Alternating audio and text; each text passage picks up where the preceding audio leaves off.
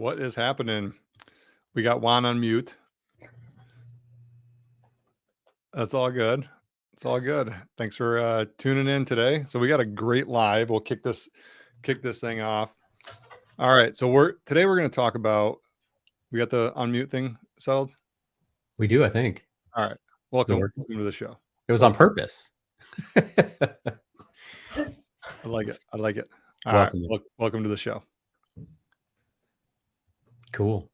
Well, today's going to be a good one. We are going to be talking about housing affordability and why that's important to you. And listen, here's what I know. Some people are sitting back. They're like, I own a home. It's not a big deal to me, right? Or others of you are looking at this like, I'll never own a home, which is basically the two camps that we deal with on a daily basis.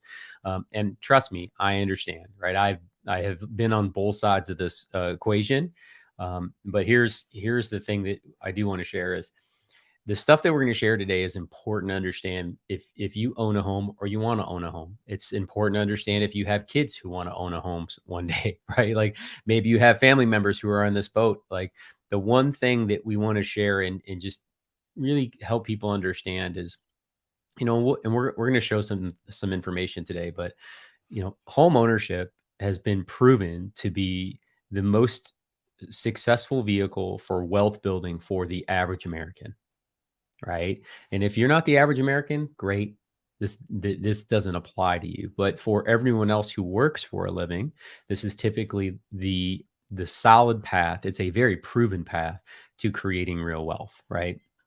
And as I've shared before in this room, and I'm going to get to introductions here briefly, but I just want to set up why it's so important that you're here with us today and why this conversation matters. And secondly, I want to invite you to join the conversation. So wherever you're watching, whether that's on Facebook or YouTube, feel free to connect. Let us know where you're watching from. Number one, you can do that in the comments, or if you ask questions or bring up valid points, we'd love to share those with you. With the audience as well, because, while we are experts and we practice our craft, we don't know everything, right? And I'm just going to be transparent, right? Eric, is that fair to say? We don't know everything. Nope. This is a constantly changing industry, constantly changing economy. Lots of factors, that go into real estate and what we do, on a daily basis. So, we continue to be educated. We continue to watch, data. And that's why we want to bring this to you guys, because we want to talk about what we're seeing, right, and hearing, but also what we're not seeing and hearing, which a lot of news outlets and Uncle Bill and Uncle Tom and all the people who bought homes back in the 70s like to say, when the younger generation and specifically millennials are looking to buy homes nowadays, there's a lot of people waiting on the sidelines. Right. And that's a scary thing when you kind of unpack what we're going to talk about today. And then you see people waiting on the sideline, you're going to start asking some questions like, these things are not adding up. Right. Mm-hmm. How is this going to work? If this happens or that happens. So yeah, that's a fair assessment. We don't know everything. Cool. And for those of you who join us that never have seen this before, maybe you're new to the channel. My name is Juan Alcala. I am a licensed real estate agent. I'm the co-team lead here with the True Living Group, along with my partner, Eric Meldrum, who you have in the hot seat. Eric is coming to us live from Brighton. Good evening, Eric. Good evening. Like Juan said, I'm Eric Meldrum, co-team leader of the True Living Group. And this is our lovely agent, Sophia Cruz. Say hi. Hey, everybody. Sophia, if you haven't met Sophia, you guys, this woman is crushing it. Okay. If you link up with us for any real estate needs, there's a good chance you'll be blessed with Sophia's presence. Thank you, Eric. Absolutely. And that it would be is a blessing. I love that. That's fantastic. Well, let's get into this, y'all. I know there's a lot going on. There's a lot of noise out there in the marketplace. And I just want to, take some time to take some things apart. We didn't build a big slide deck. We want to just kind of talk about what we're seeing in the marketplace, right? Like the big thing to focus on is right now, if you're considering buying, a lot of people are in this really rock and a hard place kind of situation. Thank you, beautiful. My lovely daughter just bought me. Shout out to Costco, Kirkland. Stay hydrated. Love the spring water. But you may be stuck in the zone I want to do the thing, but I'm limited because I don't have the means to do this at the current interest rates. And while I can relate, trust me, I'm in the middle of buying a house right now. Okay, so I knew that interest rates were the best that I would probably ever seen during my lifetime during COVID, but I personally was not in position because we had moved. I left a corporate job, and anybody who's ever gone on their own after that, that that's not how this works, right? They don't want to give you money if you don't have a 10. They don't necessarily treat us the same way we have a 1099, especially when we use the tax laws to our advantages, right? So we had to adjust some things and get them in order. But here I am, right? Here I am. I could have executed. We took a lease option on the home that we're in right now. We took a 5-year lease option. If you don't know what that is, it's a wonderful real estate asset. We can talk about that a little bit too. And what it essentially means is we are tenants of the home that we control. And I want to use this as an example because this is pertinent to what some people may be experiencing. The lease option is not common, but they do have them. They're available. It's an option. It's another form of creative financing. And what that allowed us to do is build our quote unquote business record. So the mortgage companies would look at us like we had a W-2 job. Does that make sense to everybody? It makes sense to you guys, right? But what it really allowed us to do is live in a house without the ownership and have full control because the owner could not legally sell it. We had 5 years to execute on that purchase agreement, and we are now doing that. The bummer is we're executing at the highest interest rates we've had in 23 years. Congratulations, Juan. So I know I am in the same boat as any other home buyer out there right now going, man, if only I could have, or if only I would have bought a home, 18 months ago, I could have got this at 2.75 and my mortgage would be 1,800 as opposed to my mortgage with insurance and taxes, y'all. And most people are terrified of saying these types of things out loud, right? It's over $4,000 a month. And I'm terrified to say it out loud. So yeah, right? I'm terrified to say it out loud, right? But I need you to know that this is real life, right? We're executing on a property that, and now here's the other advantage of taking a 5-year lease option. Our property is going to appraise somewhere between $650,000 and $680,000, and we're going to execute our purchase agreement at $481,000. Okay. Now I want you to do the math on that. Just the principal and interest alone, y'all. Some pretty interesting things, right? So I'm sharing this with you guys in real time so you can kind of understand. I can relate to the challenges that people are feeling. Millennials, boomers, we're going to talk a lot about the details of that tonight, Eric. But just understand we're coming from a place of understanding. Not only are we practicing it, helping clients execute both on the sale and on the purchase side on a regular basis every single day, but we're also living this in real time with you. Right. So if we can impart any wisdom on you tonight, that is the goal of it. Eric, I know you've got a hot topic on this, right? Like the thumbnail today was affordability, right? Especially on millennials end, right? And let's define a millennial just so we know. And this is not to cast you guys into a pot of judgment. This is this is a demographic, right, alignment is what we're trying to accomplish here, right? So define a millennial in terms of age. Yeah. So anybody that's born between 1982 and 1991, I believe, in that time frame, I'd be off like a year or so, on the tail end. I'm in the top end of the millennials. So All right. So I was of the generation that I still grew up without a cell phone. Okay? We didn't have technology. Some of these other millennials, they had technology their whole entire lives. Back in my day. Right. So, yes, we're talking about affordability and it's hitting this demographic, in this age group, specifically because this is now the largest population of people that are looking to buy homes. Right. So we're looking at this saying, okay, well, millennials are now entering the largest population to start buying homes. A lot of them have already bought homes and they're on to their second ones. Right. But there's some other factors that are coming into play. We're looking at this is the same generation that has massive student debt, right? Where we grew up in a time where it was imposed on us, right, that if you wanted a good job out of college, you had to go to college, right? And most people took out student loans to do that. So student loans are here. Affordability is now becoming a big question mark, with inflation, the interest rates, and the housing prices. Right?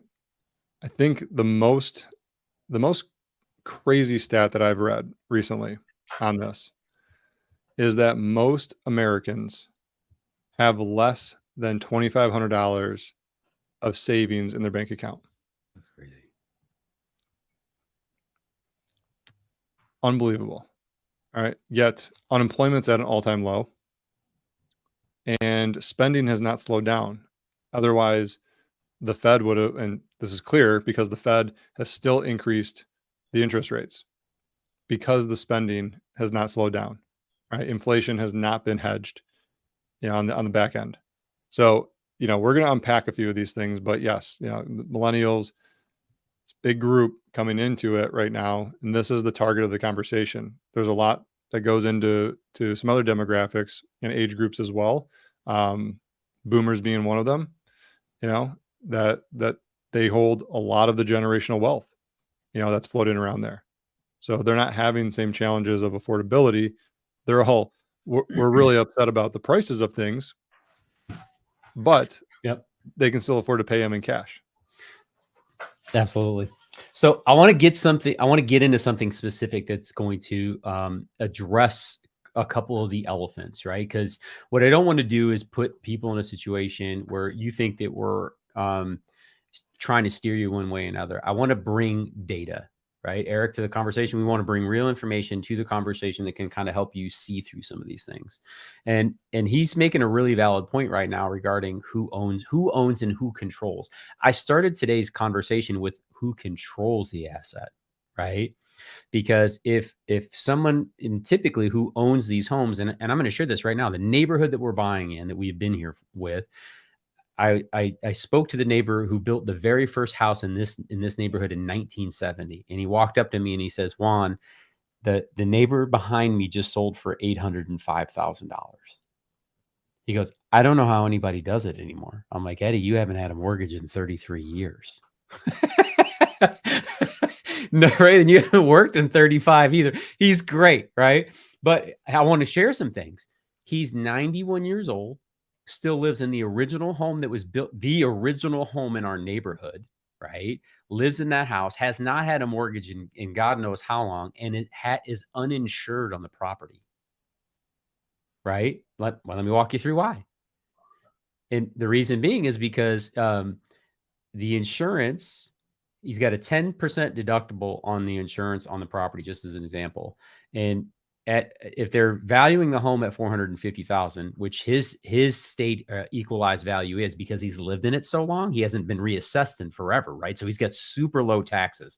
This is why it's important to know his taxes are super low versus the person that just bought double that, right? So the state equalized value, he's got a 10% deductible as an insurance. He's like, a new roof and new windows are 40 grand. What's the point? And I was like, I can't argue that with you, right? But like, he owns the home outright. And again, back to control, because he owns it outright and no one else has any interest in it, he can do whatever he wants with that house. But for the rest of us mere mortals, right, who are doing everything we can to get in a new property, we don't have those options. So we're at the mercy of the insurance company. We're at the mercy of the tax assessors, right? We're at the mercy of the interest rates that we deal with in a marketplace. Okay. These are part of the dynamics that you face. But the big thing I want you guys to understand is this. So I was digging through stats, Eric, really digging in through some numbers. And I found this, this is the stat, because, you'll hear people say there's no housing inventory. And then me as a natural consumer, I would look at things like Zillow, Realtor, Redfin, and I would say, well, there's houses for sale all over the place. And you're not wrong when you see that, but what are you comparing it to? Right, Eric? What are you comparing it to? If you don't know how much is normal, that's the first thing. right? You don't have an actual baseline of what is a normal market, quote unquote. And you also don't have any historical evidence for what you're presenting. It's very hard to, in a bubble, that looks fine. Well, I'm looking at my city right now. There's 12 houses for sale. That looks like a lot until you recognize how many houses are bought and sold every day, right, in the United States. And all of a sudden, there's no inventory. And I saw this stat and it rocked my mind. Okay. So I'm going to share this with you guys. I'm going to put it in the text below here. From 2012, which was the bottom of the real estate crash. People think it was 2008. No, it started actually in 2004, 2005, really started to show its face in 2006. The economy crashed in 2008, wrecked everything, and the actual bottom of the real estate market. And I'm going to show you data. I'm not going to just sit here and tell it to y'all. The bottom of the real estate market was actually in 2012. Okay, so give me 1 second. I'm going to show everybody this right now, Eric. And then I want to talk about this stat that I have at the bottom of the screen here and why that matters. Okay, so what you're looking at right now, this is the Federal Reserve's economic data. And as you can see, this goes all the way back to quarter one of 1963 when they started tracking home values. And what you're seeing in front of you is the home value index. Okay. The median sales price for homes in the United States is what's right in front of you. And what I want you to take note of is every one of these gray bars. So you guys can kind of just be on the same, we're all on the same page. This gray bar, this tiny gray bar, this very large gray bar, this one here. Eric, do you know what those are? Those are the recessions. Those are recessions. So recessions are defined as at least 2 consecutive quarters of a negative gross domestic product, GDP. Okay. Now, the thing I want you to take note of before we get going on here is I want you to look at what actually happened to real estate values during each one of those gray bars. Let's just start with that. Forget about the big lower end to high climb. Forget about all that stuff in between right now. I just want you to take note of what was happening. Look between those gray lines. What do you guys see that it appears to be a pattern inside of those gray areas? What happens to real estate? Does it go down historically, or does it stay flat or even increase historically based upon what you see here? Well, The it's 8 definitely increased historically. And or stays flat, somewhere around in that range, right? The obvious unicorn in the room being 2008, and that was caused by real estate, right? So like I always say, we're guilty of that. And I wasn't selling then, so bear with me. We didn't start selling till 2012. I started selling at the bottom. I was not part of the "we'll give your dog a home loan." that was not my world that I lived in, but I lived in it. I bought my first house in 2004, well, quote unquote, overpriced, unless you look at what it's worth today, which is funny how real estate works out, right? But I wanted to share this with you guys because we need to all be on the same page in this conversation for this to make sense. So looking at our chart here, let me see if I can zoom in at all for you guys. Perfect. Just to make it a little bit bigger. So if you look at the historic sales price of real estate, I want you to take note of what has happened to it over time. It has increased over time almost exponentially, right? Median sales price today is around 422,000. This last little dip here, what happens is they don't record the data. And it's a little bump here, and I'll share that with you too, so you guys can just make sure you have an understanding. But 2008 was a mess. We're aware of that, right? It went down. 2012 was the actual bottom here as you kind of go along here, and then it started to climb back up. But I want to come back to our chart here and talk about what this actually means. So from 2012 to 2022, there were 15.6 million new households formed in the United States. Okay. Am I saying that clear enough, Eric? I just want to make sure everybody understands. Like, it means on top of the existing homes and households as a unit, right? So say Sophia and her husband and her kids, that's a household unit, right? That's what they refer to that as. On top of what we already had from 2012 to 2022, there were 15.6 million more created. Okay. Guys, if you had to guess, what do you think the number of new housing units, and that includes mobile homes, apartments, condos, townhouses, single family homes, all the things, if you had to guess, what do you think, how many new housing units have been created over that same time period? A decade. Any guesses? Go ahead, Sophia. No, I have no guess. Take a You stab. do it. You know, so I know it's lower than that. The exact number, let me guess, around 10 or 11 million. Sophia, go ahead, give No. a stab. It's okay. No. All Okay, I'm gonna say 13. Well, you were close. Eric was closer. 11.9 million new housing units were created. So let's go back to this. 15.6 new households were created in the United States. New families, new people moving out of their parents' home, whatever it is, right? And 11.9 million. What's the deficit there? Who can pull out a calculator and do quick math for me? What's 15.6 minus 11.9? It's like 3.3. Okay. So we're at least 3.3 million housing units short. Now, the estimates are somewhere between 3 and 6. I've seen them all over. I've seen as much as 6.5, right? But let's just look at the hard data, which is 15.6 created, 11.9 new housing units built. Does anybody see a problem here? And how is our housing market built, Eric? What does it run off of? 2 words. Supply. And? Demand. Absolutely. So that's important for this reason, right? Demand currently is being artificially depressed, right? If it was left to its own devices and interest rates are what people either believed were fair or could afford, because there's a difference between the two, right? Would more people be transacting? The answer is yes. Yeah. However, It's evident from, all the people that are sitting on the sidelines, and we're having conversations every single day. We'll get to some of those here in a minute, but it's really evident. There's a lot of people that have hit the pause button, waiting for some event to occur for them to get back in. And then on the other side of that, and like we said, these people would transact if interest rates were in a fair situation or they could afford. But then we got the converse side of this, which we shared with you guys a few weeks ago, which said that the average mortgage in the United States right now is 3.94%.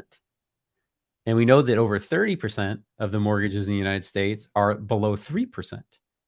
And then the other little challenge we have is that 40% of the homes in the United States, like my neighbor Eddie, they don't have a mortgage on that bad boy.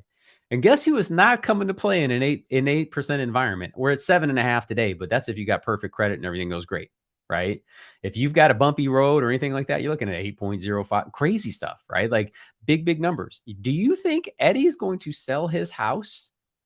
He has a 2,600 square foot home for him and his wife, and they are in their 90s. They don't need to sell. They live in a ranch. They are perfectly fine. They're not going anywhere. They're not going anywhere. That's going to the kids, right? It's going to the kids, some which are 60 years old at least, right? Like y'all, this is what Eric's talking about. This is why I want to push to this conversation, because that generation is going to leave their home to another generation of people who also most likely are in a different situation in their life cycle. Is that fair? Yes. Yep, big time. This is the conundrum, the paradox that we're in the United States in the housing market right now. The people who have the things don't owe hardly any or anything at all on these assets, and then the people who need them the most owe the most on everything outside of a home. Right? School debt. And I'm not, listen, this isn't an argument for paying. I went to school at a time where I could pay cash as I went to school. I'm 46 years old. I was the very last person in line on that train. I'm convinced of it. Right? Cost me $8,000 a year to go to Eastern Michigan University. It's like 30 grand now. Right? So this is a different world entirely. It's different. And I recognize that too. So Eric, I think this is where we got to help people understand. And this is not an argument for you to buy a house. If this isn't the right time, or you're not in a position in your career or your life to be able to do that, guess what? You should not do that. You shouldn't even think about it. But also recognize that it is home ownership is the path to getting yourself into a situation like Eddie, where he can leave that house to his children. Right. So I think this is super valuable to bring to the table, understanding that, I asked him how much, y'all want to know what he built that house for in 1970? Yes. 1970, he built it for $67,000.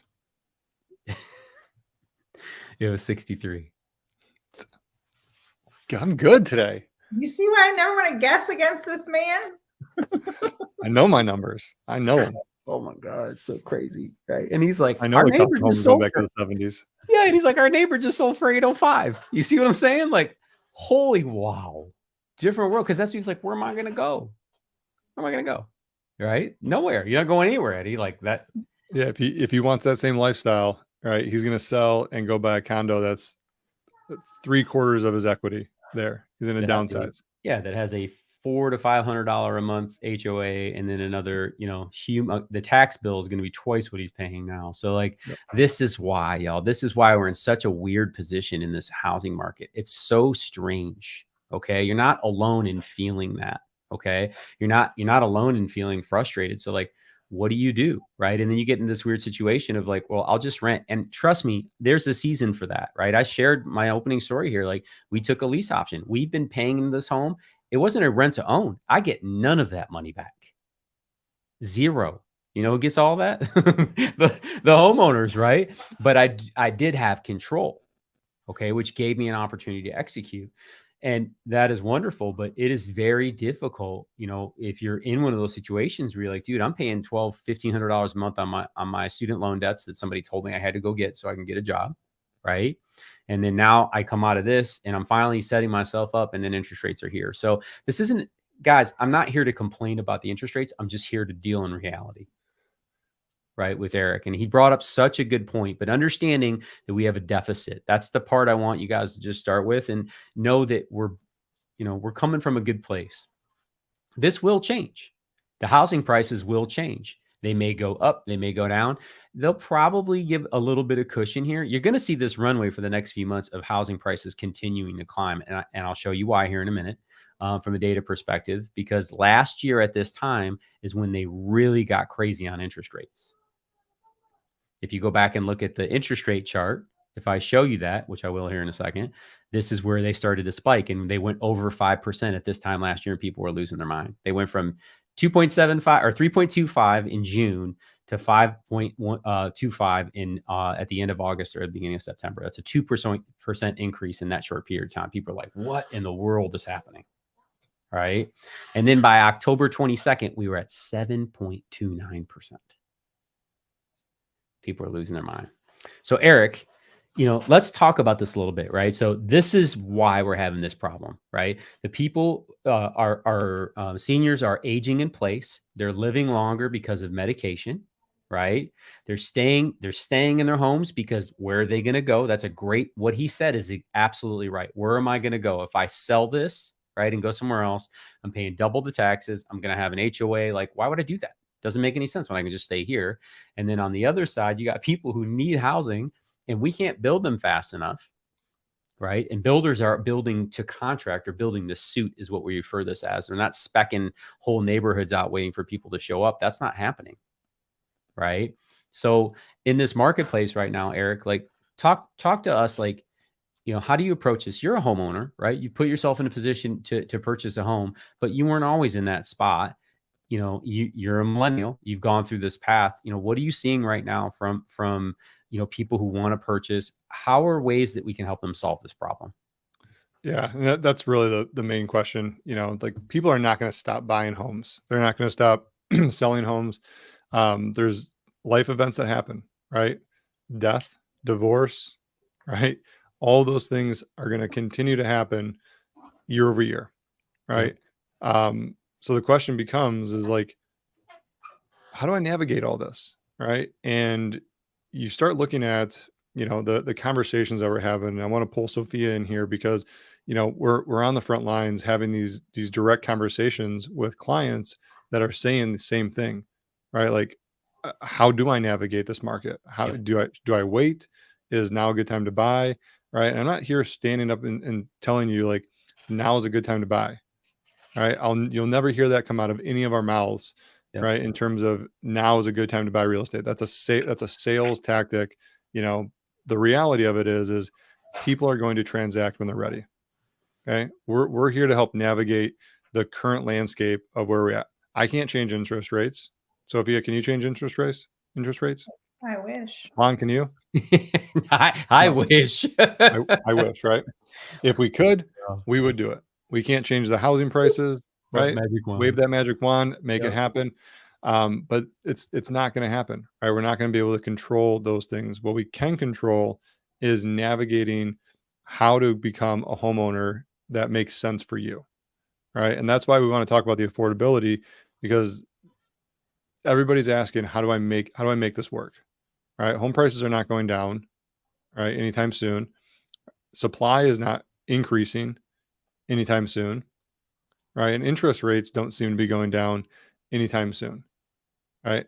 I've been looking at this saying, I think it's going to get worse before it gets better, right? There has to be some event, right? And there's a lot of things happening outside of just these three things, which is price, interest rates, and supply. A lot of other factors happening in the economy that may shake one of them loose, right? But if that happens, something terrible on the other side is happening, Mhm. right? So, the best way to kind of approach this conversation, I would say, with anybody looking to make a move is number one, you got to be prepared to navigate the market, right? And not be shocked when you get into this, right? So having education right up front about knowing, okay, what does it truly cost? Right? Let's pull out the mortgage calculator and actually run the numbers on what it looks like for a $500,000 home with a 7.25% interest rate or a 7.5% interest rate. Right? Are we prepared for that? So we don't have sticker shock when we start looking at the mortgage price. This shouldn't be a surprise to anybody that's looking to buy a home. Now once we get across that bridge and we're making smart financial decisions, right? I wouldn't suggest anybody goes and stretches, just to buy a home, right? If you are, that's a cognizant decision that you need to live with. But we shouldn't be buying a home to bet that interest rates are going to go down in the next, 6 to 12 months. Right? And you hear a lot of other people in the industry, right? Yeah. Which right, wrong, or indifferent. I don't like when this stuff is shared as like you hear, marry the house, date the rate. Right? It's a true saying, right? But they're using it in the wrong context. It's Right? speculative. Yeah, the speculative actions, we can't we can't control the interest rates. So you could be dating that interest rate for 5 years, 6 years. Right? Let's not expect it to go down in 12 months and then we have some reprieve on the back end. Right? It's just a bad financial decision in my opinion. So we get past the mortgage aspect of it. And then we have to go, leap into the market, depending on what market you're in, right? Here in Southeast Michigan, there is markets that have appreciated way more. There's markets that are not appreciating that quickly, right? Some desirable, some less desirable, right? Just depending on what you're looking for. Now, we got to look at those areas and start looking at the median home price, because you may have a target budget in mind and that budget may not fit where you're actually looking. Right? We're looking for a home in, Birmingham, Michigan, and we're thinking we're going to find a $400,000 house, and the payment's going to be, right where we want it. Well, we might be able to find that house, but the expectations are completely different going into that scenario than it would be if we were saying our budget's 800,000. Right? We can find those type of houses all day long. They're moving ready. They're turnkey. They're beautiful. But if we're looking for a $300,000 to $400,000 house, we're competing with every investor, and the place is probably going to need a lot of TLC, right? Probably going to need a whole entire rehab.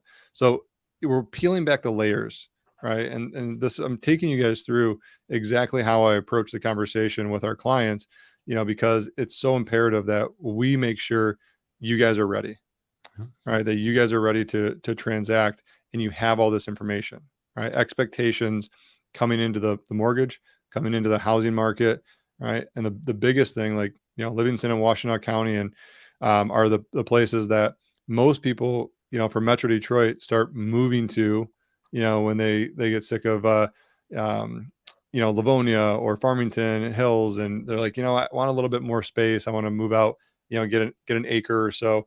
And they say, well, I want an acre.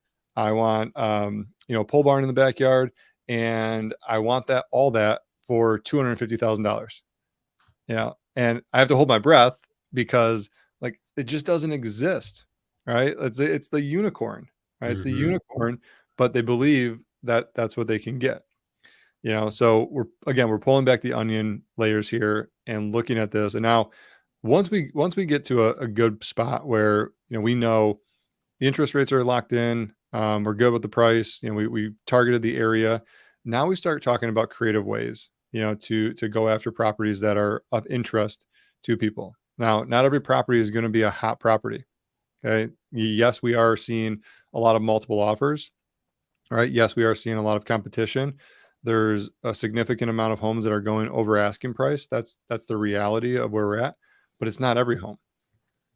Right. So when you look at the list to sales price ratio, it's about 101 to 102%, in some of these areas.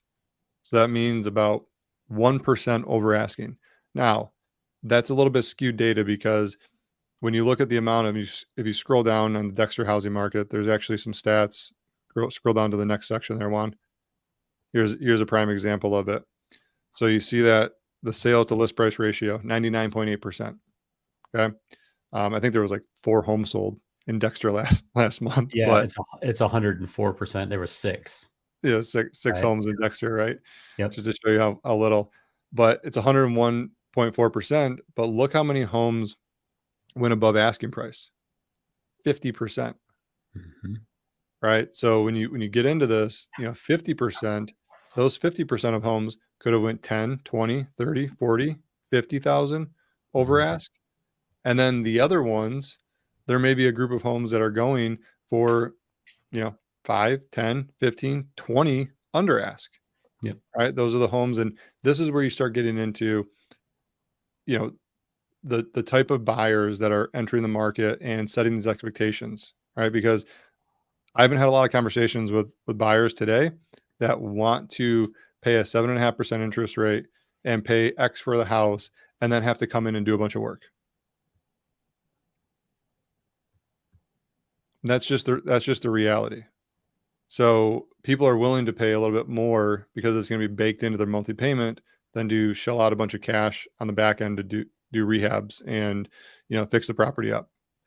So it's a different conversation, but I just want to highlight that because there are still deals out there. If you are still looking to put, sweat equity into the home, you can find properties, And Sophia, I want to talk about a couple of the recent transactions because, you've been working your butt off. It takes about clients at least, 3 to 5 offers to get one accepted. Right. So talk to us about some of the strategies and just examples of clients who are walking through this, and what the experience has been. Really, so the clients I've been dealing with, we've been looking for pretty much turnkey ready houses. So I will say that we're looking at the type of houses where there actually is a lot of competition on them. They don't need a lot of work. You can just turn the key, move right in. So I've had competitions on every single one of the offers that I've put in lately have been, hey, we have multiple offers. So one of the big things we do is always contact the listing agent to get feedback on the offers that he has in hand. And that way I can go back to the client and let them know what he has and how we can structure our offer, hopefully better to get our offer accepted, right? So you guys never made me talk so much on this show, by the way. But there's a couple of things we can do, right? So finding out how aggressive we need to go on the offer is one of them. An appraisal guarantee, which is basically backing up what we're putting down on the paper, right? So if it's valued lower, will bring, this much money to the table to make up for that shortfall. So appraisal guarantees, talking with the lenders and seeing if we can close sooner. So that's a good one for those sellers who are just looking to sell their house and they don't want a long dragged out deal. So if you can shorten that close time, that's a big one. Inspections. So we do not recommend waiving inspections here in our group. So all of our clients get inspections, but there is verbiage that you can put on a contract that'll kind of let the sellers know, like, hey, I'm not trying to nitpick. I'm not trying to ask you to fix every broken thing in this house. And so you put the right verbiage in there and it kind of puts them at ease. Like, okay, this person isn't going to come back and ask me to fix every little, nick on the wall or something like that. So there's a lot goes into structuring a deal in a competitive market. So it's just talking with your clients, knowing what they can do, and then giving them the information that they need to make the decisions that ultimately go down on the contract and get their offer accepted. Yeah, that's great. Thanks for sharing that. And as you guys can hear from Sophia, she's done this, many a times, with structuring these deals. And just know if you're in this market, like what I just shared about, educating on the interest rate, the price of the home, the location, and then getting prepared to enter the market. And then when it comes to actually presenting an offer, right, running through all the things that Sophia just went through, it's a lot of information, and we totally understand it, but we want to make sure that you guys are fully prepared and fully aware of what goes into this market, because I can't tell you how many times Uncle Bob has been brought up in conversations when it's like, well, I was just at, a family outing and Uncle Bob said the market's going to crash. I'm just going to wait. Right. And that's all fine and dandy. You can listen to Uncle Bob. You can do that. I'm not saying, come listen to us and do everything we say, but we want to show a different side of this, right? We want to show exactly what's happening, in the market, because there is data to support what we believe is happening in the market right before our eyes, and it's imperative, to kind of highlight some of these things, because there are a lot of people waiting on the sidelines, right? If we go back to the stats that Juan was pulling up earlier, that leaves us, that deficit, that leaves us somewhere around 6.5 million homes deficit to the demand, right? Let's fast forward. There was a little big deficit before these numbers, in 2012, right? There was a deficit coming off of the 08 crash, and home builders didn't, continue to build those type of homes. The other thing, here's something to note about the builders. If you're asking yourself, well, why don't builders just pick up the shovel and start building more homes? Well, most builders, and we're going to start seeing this, we're going to start seeing builders start pulling back from developments even further, because most construction loans are short-term loans. Okay. So when you look at what a development started off as, if they started developing in 2018, 19, 20, and they had a 5 to 6 year plan for that development, they're borrowing cash to do that. Right. And those loans are now coming due to maturity. So when developers start getting these maturity loans, they're going to turn around and say, you know what? Here you go, bank. Here's the keys. Take them back. I don't want it anymore. I'm not raising my interest rate. I'm not taking a loss on this. It's yours. You can have it. So that's a reality, right? There's a big thing that's happening in the commercial real estate with developers, and same in residential.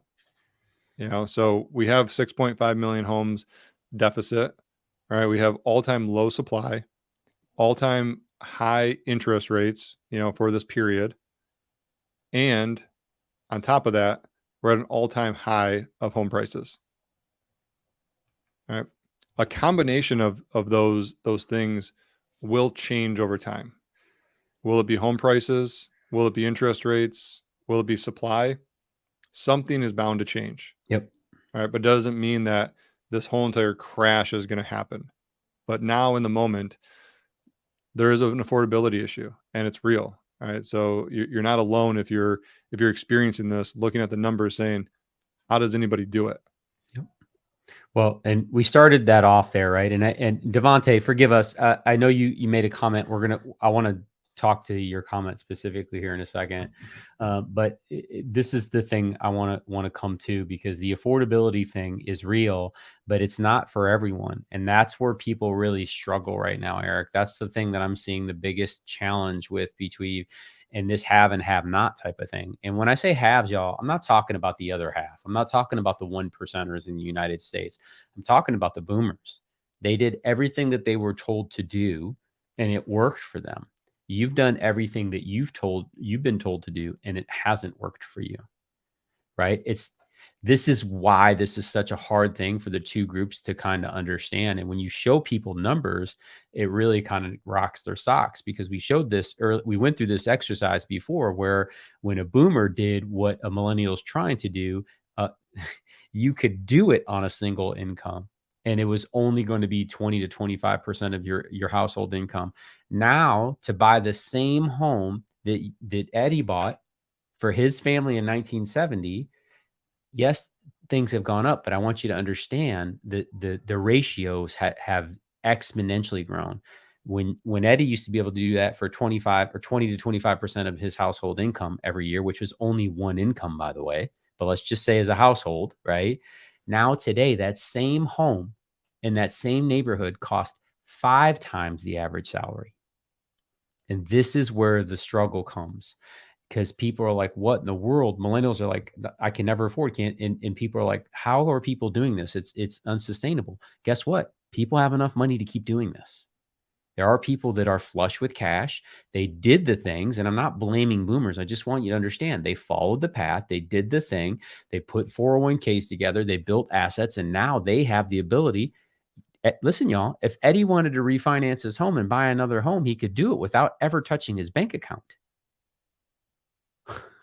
That is where your mind's like, right? Like he could refi, take equity out of his home and buy a new home in cash and have a 0% interest have a 0% interest on one, and then the new interest rate on the other, and have a blended rate of somewhere around 4%, which historically speaking is an incredible rate, right? Or he could borrow that money and give it to his kids because he's not planning around and planning on being here in another 5 years. Do y'all see how this works? This is why it's all out of whack. And I'm not mad at Eddie. Eddie did what he was supposed to do. That guy helped build this country. I am not mad at Eddie. Right? But here we are. We're dealing with it. So how do we overcome it? And I'm bringing this up because for those of you who are listening to this right now and you think that these people are whining, I want you to understand the scenario that they've been put in. They did what they were told to do as well, right? But they're left in a different situation than Eddie had. Neither one of them is right or wrong. We just have to deal with it. So Devontae says, and thank you for commenting, Devontae, and thank you for sharing. This is not easy to share, right? But he says, honestly, renting versus buying for me right now is a tough pill to swallow. If I buy at 6+%, I feel screwed. But if I lock in a rental lease for 12+ months, I also feel screwed. And he's not alone. Now, I want to help put one thing in perspective, Dante. A 6% mortgage rate, historically speaking, if I go back to that historic chart, that is normal. On average, that's actually normal.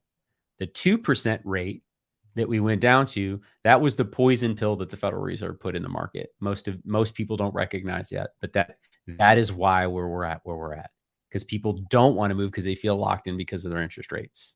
Right. But this is a valid feeling, y'all. Right. He's got to make a decision. Eddie, I don't know what your monthly rent is, but let's just say it's $2,000 for the sake of this conversation. Right. So Eddie's going to spend another $24,000 renting next year, because the average rent is right around $1,800, $2,000, somewhere around there. It depends on what you're doing. If you got a family, it's $2,400, $2,500, unless you want to live in areas that may not necessarily have the greatest schools and those types of things. And you can find rentals for what, $1,300, $1,500 a month, those types of things. It's not about the cheapest. I don't have conversations regarding survival. Survival sucks. Right? Right? Can anyone relate with it? Eric, can you relate to that? I don't want to survive. Do you want to just survive? No, I right? don't think anybody really does. You know, and No, this is why the conversation is so difficult to have. You know, with most people is, you know, it's perspective. You know, and that's what we're seeing right now is that the conversation around I can't afford something which a lot of other people have, right? Which stinks, right? Because we just talked about, right? I mean, wages have not increased the way home prices or mortgage rates have in the past 3 years. no. Your money is spending like 2019. They just did this. I am working on a video for it right now. Real wages, y'all. That means how your money actually spends. Your money is spending like it's 2019. Y'all have either one of you bought anything at 2019 prices recently? Nope. That's rhetorical. I'm laughing because it hurts, Yeah, right? it's funny because I've had to get my driver replaced, and I've been putting it off and putting it off, um, just because, you know, I wanted to see if I can get a better deal, and it's the opposite of what happened. You know, the same company keeps coming back every single year, and it first started off at one price, and then the next year materials went up, you know, labor went up, everything. It's same thing year over year, right? It's been 2 years consecutively, and get the quote every single year. Hey, we got you on our list. We're going to renew your quote. And it goes up $700 every single year for the And same this is what's driveway. happening Hasn't with housing. changed. Hasn't changed. Yep. This is what's happening with housing, right? We keep hearing this over and over and over again why things inflate. Like, y'all, I want you to look at this. I want you to wrap your mind around this. What Eric was just talking about. Inflation forces U.S. families to spend $709 a month more than they were 2 years ago. Right? $709 a month. And I know this isn't enlightening to anyone here, right? If you buy groceries, gasoline, housing, and do anything else that requires, you know, human contact, you're spending $700 more on average a month for the same goods and services you bought 2 years ago. And on top of that, your money is stuck at 2019 levels. So I'm talking about 2021. Your money, you're spending $700 more than you were in 2021. And your money is locked at 2019 levels 4 years ago. Anybody else feel this at their core? Oh, I know that. Oh, feel it at our core. And Eric just gave the scenario. That's the one that I want to focus on, Eric. You gave a scenario. This is why people are like, well, I'll just wait. I'll just wait. Right. And Eric, did that bill come back less next year? No, you gave numbers, right? So what was the first quote, if you don't mind sharing? It was 5,400. And then it went to 59. Then it went to 62. Okay. And So then it went to 69 so after that. $800 increase the first time, then another $600 increase the second time, right? It's rough. And Devontae, I'm sharing this with you right now because this is what we hear from people. And I showed you the housing price chart, right? So I want to go back to this, my man. And this is why I lean on data and not my feelings all the time, because here's what I know. I want to throw something else in here while you're pulling that up Go too, ahead. because Devontae is one of many people who feel this way, and the waiting game. You know, we're going to illustrate it here, but like, you know, those who wait end up paying more, right? I'm a prime example of that. And let's just throw a scenario out here, right? You know, one of these three things, and when I revert back to the three, I'm talking about supply, price, and interest rate. Okay. If one of those three things comes down, let's say, for example, the interest rate comes down, right? That's the more likelihood of any of those three things happening immediately, right? We might see some reprieve on the interest rate. If the interest rate comes down to, say, a 5 or a 6%, what do you guys think is going to happen? Well, let's I'm look gonna at get real busy. how many houses are available, Eric. So this chart in front of you guys right now is active listings in the United States. Is it trending down or is it trending up? Trending down. And I want to go back to when people consider things normal, right? If we go and forgive me, I got this expanded, but I want to It's really small to see if I do it this way, but I want to give perspective. This right here is July of 2019. This is what most people would consider normal, right? And look back, right? Going all the way back from 2012 on, that's pretty normal. Inventory started to drop a little bit, but that's what people would consider a normal market is 2018 and 2019 for perspective. So we're going to go July 2018, 2019. Where are inventory levels today compared to that time period? Significantly lower? Yeah, like half.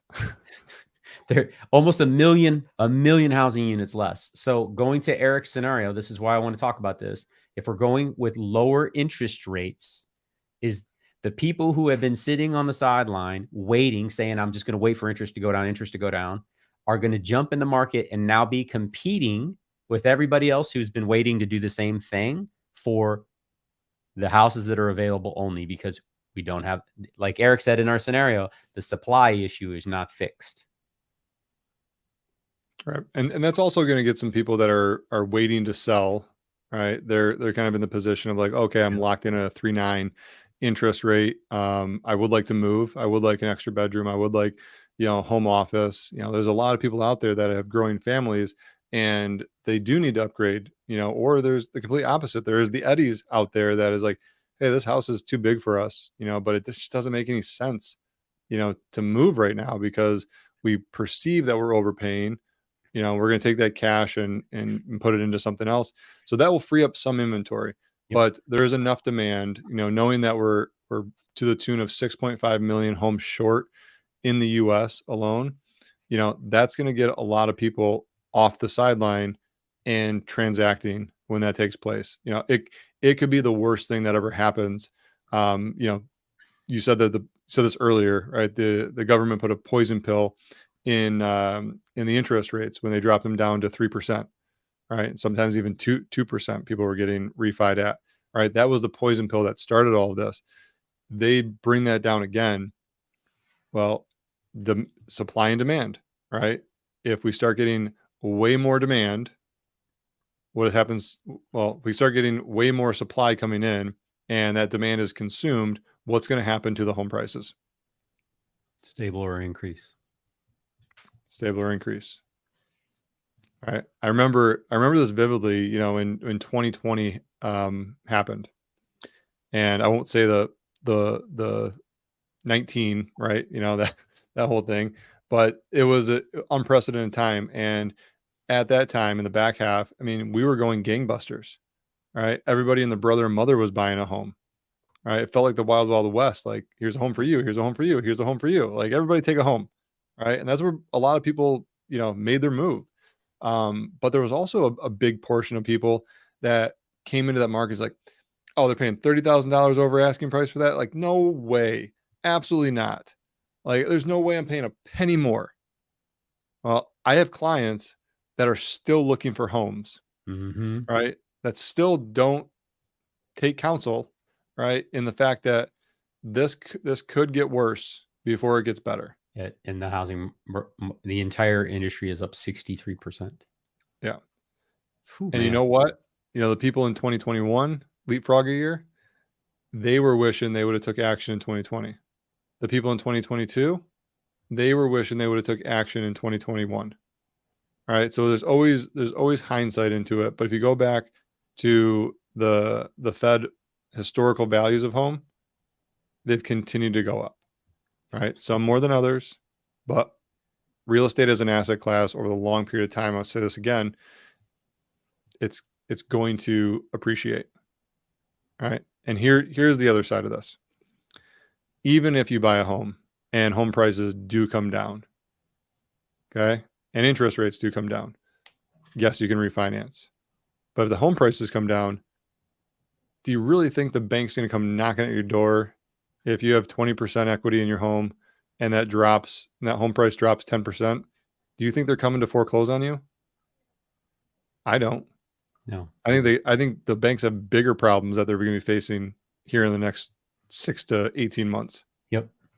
Devontae, I want to show you this really quick since you brought this up. Man, I'd love to run a scenario with you, by the way. We've got we have strategies to help you get a lower mortgage payment, because that's, at the end of the day, that's what this boils down to.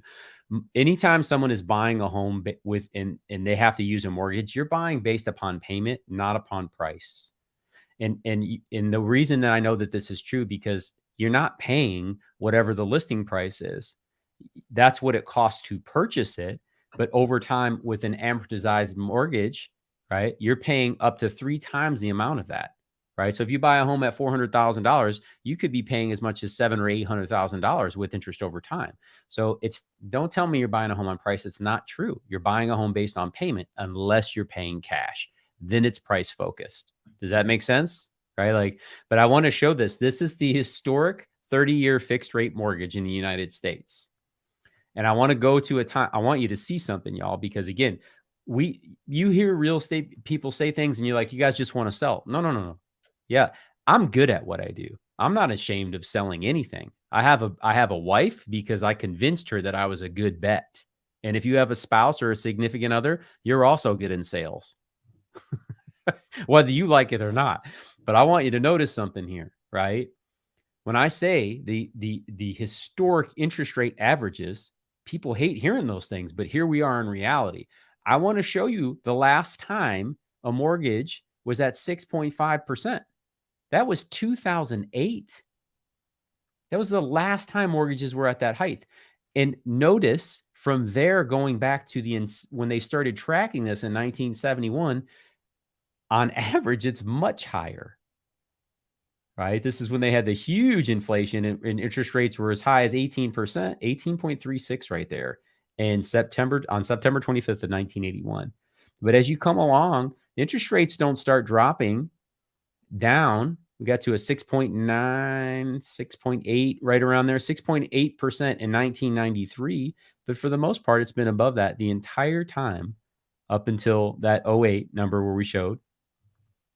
And now it's coming back to historical averages. I know it doesn't change how it feels. You're not unwarranted to feel the way that you feel, right? The reality was you were looking at 2 to 3% interest rates 3 years ago. Now you're looking at 7. It seems outrageous. But if you take a step back and just look at your life over time, it's very difficult when you're in the moment. But if you take a step back, I promise you, you don't know anyone that has owned a home for 10 years that regrets purchasing that house. It's changed their life. You most certainly don't know anyone that's owned a home outright for 20 years. And if you go 30 years or more, go see Eddie. It's completely changed your life. Is that fair? So I know I get deep on this stuff and I nerd out about it, but we can walk you through scenarios that help you gain better understanding. And that's the only goal of today, y'all. So if you're watching this, I know we kind of even skipped over intros today, but if you're watching this here at the True Living Group, we counsel clients. We bring resources to help you make an informed decision that is data-driven. You got to make the best one for your family. And if you're in a situation, like Eric said, where you know, it's time to move out of mom and pops. These are the interest rates. This is what I'm doing, right? I don't want to stay home, or we're having another baby, or we're having twins. Life happens to you and for you. And if you want help with that, our team would love to be your realtor of choice, right? You need help selling, right? Maybe you've been handed a home, you've inherited it, and it's just not the one you're going to hang on to. And if you need service here in the Metro-Detroit area, do not hesitate to reach out to us. And as a matter of fact, if you need help anywhere in the state, we can connect you to agents all over the state. We have agent partners everywhere. I was just working a deal in Traverse City, literally right before I got on this call.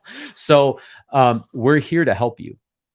But these things that we're sharing with you, understand, we're looking at this information. We're trying to absorb it. We're trying to look at historical data, because here's what the history is really good at telling us: how we behave. When people say it's a good predictor of the future, that's not necessarily always true, because new things could be thrown in. We've never had a pandemic thrown into our real estate since we've started tracking it the way we have. We weren't tracking real estate like we are now when the Spanish flu came around. Right? We started doing this stuff in the 60s, in the 70s, as you can see all that data, right? So when 2020 came and the new thing showed up, that was a new variable that none of us could take into account. So you have to add that in. It's never happened before, but we can look to history to understand how we behaved. Does that make sense? Right? So Eric is brilliant at this. He's a great strategist. He's an incredibly gifted negotiator. I've watched him win way more deals, right, than he should have. And I don't mean that because of skill. I mean, just because we were up against things we shouldn't have won against. We've had clients win VA over cash. We've had clients win FHA over cash offers. We've had clients with conventional loans beat out cash offers. We've had clients with cash not spend all their money. Like, we help people execute on their goals. We can't guarantee these things always happen. And we're going to be honest with you. This is a stupid competitive market for something that is finished. If you're interested in taking on projects, it's a different world for you. You can do some different things. But if you're not, and you want the best neighborhood, best school districts, and the house done and all finished up, buckle up, Buttercup. You're playing in a different world right now. And whatever the price is, that's not what that home is going to cost. It's going to be M-O, with with an exclamation point next to it, right? Hallelujah. Say it again, please. Yes. M-O, Mo. Whatever they put on there is the starting line, right? That is like, if we only get 5 offers, then it may only be 10 or 20,000 over, like Eric's saying, right?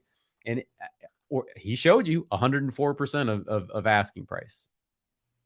So I know we go tangent on this, man. I could go nerd out on this stuff forever. I try not to beat people up with charts, but I do believe that data helps remove some of my concerns. It can help me better understand and make an informed decision. And that's the best I can hope for. It may not be perfect, and I may not always be right, but man, I feel better about making those decisions when I can see the truth in front of me. Yeah, Right? not opinion based. You know, you just made me think of something as you were going through that. Thank you for the accolades. We do win a lot of deals. I'm very proud of that. We do. And you know, I'm not afraid to ask the dumb questions, right? And they may be dumb to some people, but I think they're very valid questions, right? We're asking questions on how to structure, you know, the best offer that makes sense, you know, for the clients. You know, so that information, I can assure you, and this is what I know about the real estate industry, is that 90%, let me say this again, 90% of agents are running around talking about opinions, talking about what's going on, and having conversations with their clients and submitting a blind offer based on what they feel is going to win the offer. Okay? That's not factual. That's not helping anybody. And I can tell you this because we list a lot of properties, you know, here in Metro Detroit. And I know that to be a fact because when I have multiple offers on a property, we just had one in South Lyon, we had 7 offers. And guess how many agents out of those 7 called me? 2. The one that won the offer, I'm sure. Yeah, at least one. Right. Yeah, I think the other one texted, "Hey, do you have any offers?" Like, it's not helping. And I'm, you know, listen, I'll pick up the phone, tell you right away, this is where we're at. But if you're watching this, just know, like, this is the stuff that makes the difference, right? Of getting the offer. Your buyers are running around frustrated as crap because they didn't win the offer. They didn't win the offer. They didn't win the offer. Start asking, like, is it really because you're not putting your best foot forward, or you're just not structuring the right terms in your offer to what the seller needs? There's a reason Sophia's won VA offers and FHA offers over conventional. It's because we structure them correctly. 100%. I'm very proud of that one, by the way. I know which one you're thinking about right now. Mm-hmm. Absolutely. Yeah.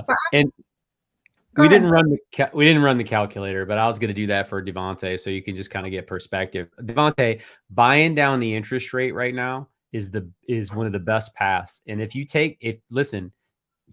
you're able to, you know, take on a home that needs some love, all right, then not negotiating the purchase price, but negotiating concessions from the seller to buy down your interest rate is the best path right now.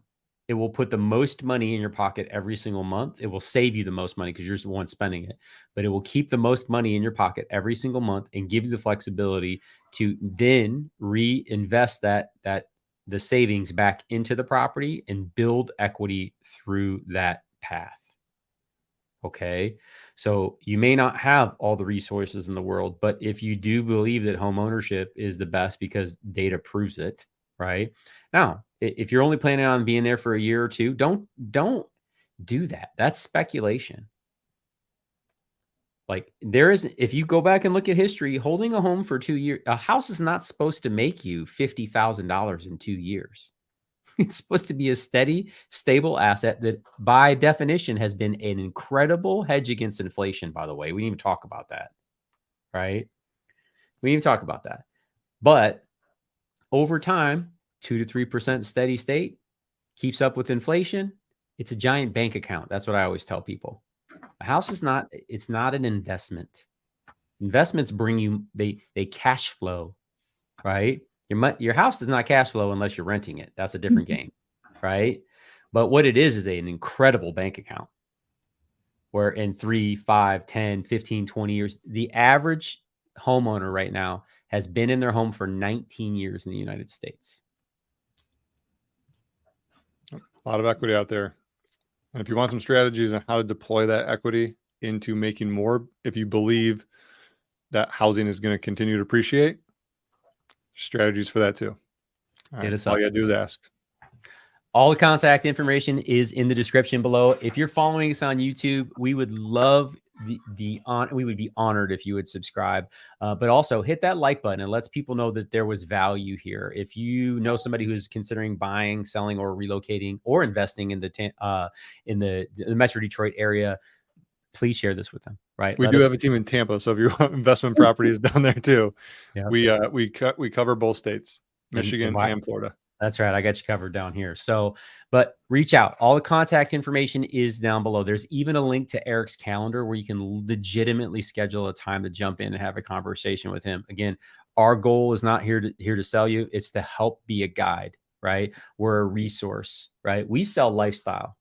That's what we sell. Right. And sometimes things fit in your lifestyle. Other times they don't. But we're here to help guide you through the real estate transaction, help you make an informed decision, and most importantly, help you build equity over time, because that's what this asset has proven. Doesn't need me to prove it. Doesn't need Eric to prove it. Doesn't need Sophia to prove it. Right. It has proven itself over time. So with that, we want to thank you guys. Follow Eric on Instagram, follow Sophia on Instagram. Those guys are always running around town, sharing all kinds of cool tips and what's happening in the city. So make sure you're connecting with them. Y'all, any last words as we wrap up tonight? Sophia, excellent job tonight. Any last words for the audience? No, I mean, well, I did want to say that when people ask me, say, so is it a good time to buy? Because they love to ask realtors that question. My thing is like, if you're thinking about it, then yes. If you're thinking about buying, then it is a good time to buy, or at least talk with an agent and get a plan together and a strategy together to see, how you can actually make it happen. And then once you do that, when you're looking over all those details, then you'll know, like if it is for you personally, like not just everyone, because everybody's different. So it might be a good time for me to buy, but it might not be a good time for Juan to buy, or, so that's all I wanted to say, but good night, everybody. Awesome. And thank you. She's been a absolute beast in the best way. That's an endearing term, right? She's been a beast with our clients, man. She is out there getting deals under contract. She is making it happen for our clients, even in a very tough market. I appreciate you. Trust me, she's going the extra mile right now, right? Getting text messages and phone calls at all hours of the night. Like, hey, I'm working on this deal. Can you help? So thank you. We appreciate you. Eric and I do for sure. Eric, any final words for the audience?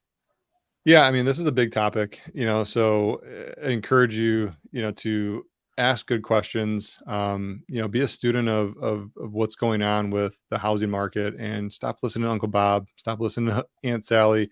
There's a lot of different factors here. So we invite the conversation, and that's why we wanted to cover this topic tonight. So if you do have questions, reach out, ask. All our contact information is down below.